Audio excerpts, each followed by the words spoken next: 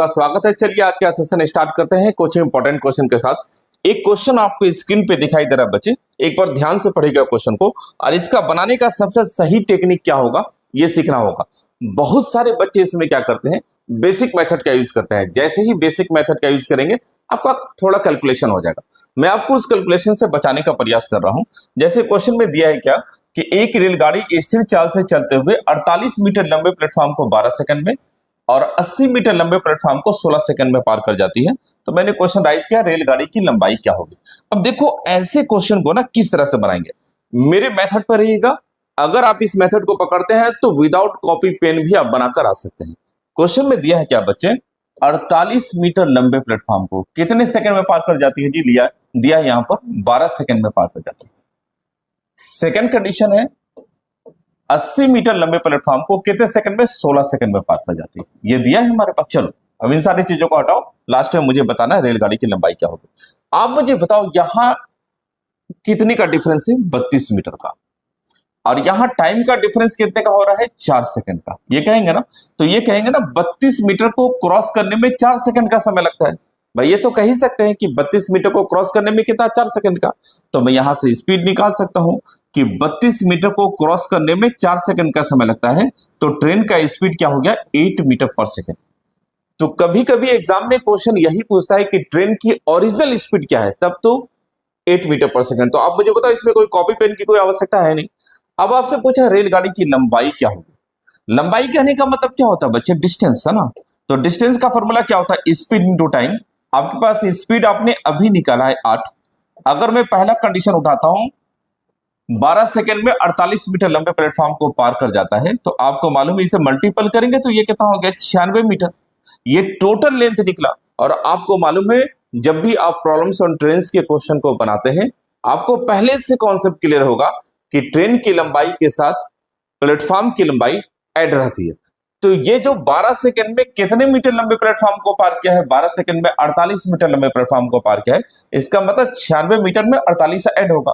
तो यहां 48 लेस कर दीजिए, तो ट्रेन की लंबाई कितनी हो जाएगी, 48 मीटर। अब बनेगा नहीं बनेगा, तो ये सब कैलकुलेशन करने का एग्जाम में जरूरत नहीं है। ये मैंने आपको केवल समझाने के लिए बताया है कि आपका मैक्सिमम कॉन्सेप्ट क्लियर हो जाए। चलिए अब इससे बाहर निकलते हैं बच्चे। वीडियो को रिपीट करके भी देखा कीजिएगा, जहां भी डाउट हो जाए आप वीडियो को रिपीट करके देखें, आपको ज्यादा से ज्यादा समझ में आएंगे। ठीक है, चलिए 22 नंबर क्वेश्चन देखिएगा। और ये सारे यूपीएसआई में पूछते हैं, जितने क्वेश्चन अभी आपने जो किया है ये क्वेश्चन, ये सारे यूपीएसआई में पूछते हैं। अब देखो क्या लिखा है, किसी घनाभ की लंबाई, चौड़ाई तथा ऊंचाई इतने परसेंट, इतना परसेंट, इतना परसेंट, इंक्रीज डिक्रीज सारे दिए हुए हैं। आपसे पूछा उसका आयतन जो है ना कितने प्रतिशत, उसके आयतन में कितने प्रतिशत का परिवर्तन आएगा, ये मुझे बताना है। सबसे पहले आ जाओ, फ्रैक्शन आपको याद होनी चाहिए। अगर फ्रैक्शन याद नहीं है तो प्लीज आप फ्रैक्शन को याद कर लीजिए, बेस्ट होगा। या तो बनाते बनाते भी याद हो जाता है। ठीक है, चलिए एक बार देखिएगा, मैं लिखता हूं आपको फ्रैक्शन होता क्या है। 66:2/3% का फ्रैक्शन वैल्यू होता है 2/3। इंक्रीज करता है तो प्लस से डिनोट कर दीजिए। चलिए जी, 22.22% का जो फ्रैक्शन होता है वैल्यू और 2/9 होता है। यहां क्या हो रहा है, डिक्रीज हो रहा है, तो यहां माइनस से डिनोट कर दीजिए। 37:1/2% का जो फ्रैक्शन वैल्यू होता है वो कितना होता है, 3/8। इंक्रीज करता है तो यहां प्लस से डिनोट कीजिए। ये सारे फ्रैक्शन वैल्यू याद होने चाहिए। अब देखो आयतन में कितने प्रतिशत का परिवर्तन आएगा मुझे ये बताना है। और आपको मालूम है घनाभ का आयतन का फॉर्मूला होता है लंबाई इंटू चौड़ाई इंटू ऊंचाई इक्वल टू क्या होता है, घनाभ का आयतन। अब आ जाओ, नीचे वाला हमेशा ओरिजिनल होता है, यानी पहले लंबाई कितना था, 3। अब इसमें 2 इंक्रीज कर गया तो अब लंबाई कितना हो गया, 5। क्लियर है सारे बच्चों का कॉन्सेप्ट। चलो यहां आ जाओ, यहां पहले कितना था हमारे पास, चौड़ाई 9, यहां लिख दीजिए 9। अब 9 में 2 डिक्रीज कर गया तो अब कितना हो गया, 7। लंबाई के सामने लंबाई, चौड़ाई के सामने चौड़ाई लिखते चले जाइए। यहां आ जाइए हाइट की तरफ, पहले हाइट था 8, अब इसमें 3 इंक्रीज कर गया ना बच्चे, तो अब कितना हो गया, 11। है ना, अरे बोलो ना, होगा ना, बिल्कुल बेसिक चीजें हैं ये सारी चीजें। चलिए 9 8 72, 72 को 3 से मल्टीपल किया तो कितना हो गया, 216। चलिए 11 7 77, 77 को अगर 5 से मल्टीपल करेंगे, 5 7 35, 385 हो गया। तो इंक्रीज कितना कर रहा है, 385 में 216 को लेस कीजिए, 15 में से गया 9, 7 में से गया 6, कितना इंक्रीज कर रहा है बच्चे, 169। यानी आयतन में क्या हो रहा है, वृद्धि हो रहा है। इंक्रीज कर रहा है 169, किससे इंक्रीज कर रहा है 216 से इंक्रीज कर रहा है, इनटू क्या करेंगे यहाँ पर 100 करेंगे, कोई डाउट नहीं यहाँ पर। चलिए अगर मैं 8 से लगाऊंगा तो ज्यादा हो जाएगा, 7 से लगेगा तो 7 वाला ऑप्शन एक ही दिखाई दे रही है, डायरेक्ट यहां लिख दो, कोई डिवाइड करने की जरूरत नहीं।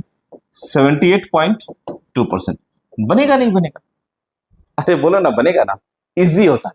तो ये सारे मेथड ना आपको सीखने पड़ेंगे, याद रखिएगा, और कुछ भी नहीं होता। सबसे कंपटीशन का सबसे सटीक मेथड यही होता है बच्चे, और जितने भी बच्चे आज तक कंपटीशन निकाल रहे हैं सब इसी प्लेटफॉर्म पर इसी मेथड पर रहे होंगे तो ही निकला होगा। क्वेश्चन ज्यादा होते हैं, समय बहुत कम होता है, बहुत फास्ट बनाने की जरूरत होती है, तो ये सारी चीज आपको सीख कर जाना पड़ेगा। चलिए आ जाते हैं 23 नंबर क्वेश्चन, देखिए बहुत इजी क्वेश्चन है, सारी यूपीएसआई लेवल के क्वेश्चन है, सब यूपीएसआई में पूछते हैं। लिखा है एक गाड़ी ए से बी तक की दूरी तय करता है, कुल दूरी का 1/5 भाग 8 किलोमीटर प्रति घंटा की चाल से, 1/10 भाग 25 किलोमीटर प्रति घंटा की चाल से तथा शेष दूरी 20 किलोमीटर प्रति घंटा की चाल से तय करता है। तो पूरी यात्रा की औसत चाल क्या है? देखो पूरी यात्रा की औसत चाल यानी मुझे क्या बताना है, एवरेज स्पीड। तो एवरेज स्पीड का फॉर्मूला क्या होता है, टोटल डिस्टेंस, शॉर्ट में लिखता हूं टीडी, अपॉन टोटल टाइम यानी टीटी। यानी हमारे पास दो चीज होना चाहिए, एक तो टोटल डिस्टेंस होना चाहिए, दूसरा क्या होना चाहिए, टोटल टाइम। अब देखो टोटल डिस्टेंस दिया नहीं है तो टोटल डिस्टेंस आप कुछ भी एज्यूम कर लीजिए, 100 मान लीजिए, 200 मान लीजिए, 50 मान लीजिए, 25 मान लीजिए, 500 मान लीजिए, कोई फर्क नहीं पड़ता। हमने यहां पर टोटल डिस्टेंस में मान लेता हूं कि टोटल डिस्टेंस कितना है, 100 किलोमीटर। अब देखो सबका टाइम निकालेंगे, ठीक है ना। पहला कितना जाएगा, 1/5। अब सबको हटाता हूं, इन सारी चीजों को कोई जरूरत नहीं। चलिए 1/5, तो 100 का 1/5 करेंगे तो कितना, 20 किलोमीटर। कितने किलोमीटर प्रति घंटा की चाल से, 8 किलोमीटर प्रति घंटा की चाल से। तो यहां जो समय लग रहा है बच्चे वो 2.5 आवर्स लग रहा है। चलिए यहां हो गया। अब आ जाते हैं 1/10, ये दिया ना, 100 का 1/10 करेंगे तो यहां कहता है 10 किलोमीटर।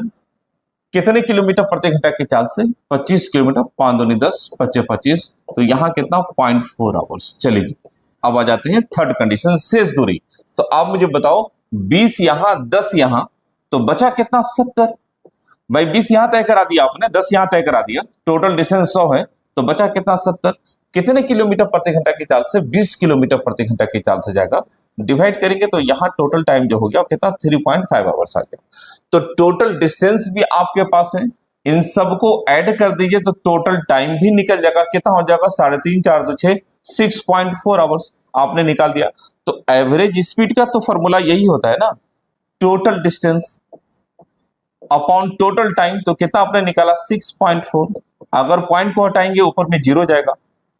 चलिए जी 8 8 64, यहां करेंगे 8 8 दूनी 16, 8 5 40, 125 में 8 से डिवाइड करेंगे तो कितना हो जाएगा, 15.625 किलोमीटर पर आवर। बनेगा नहीं बनेगा, है ना, इजी होता है।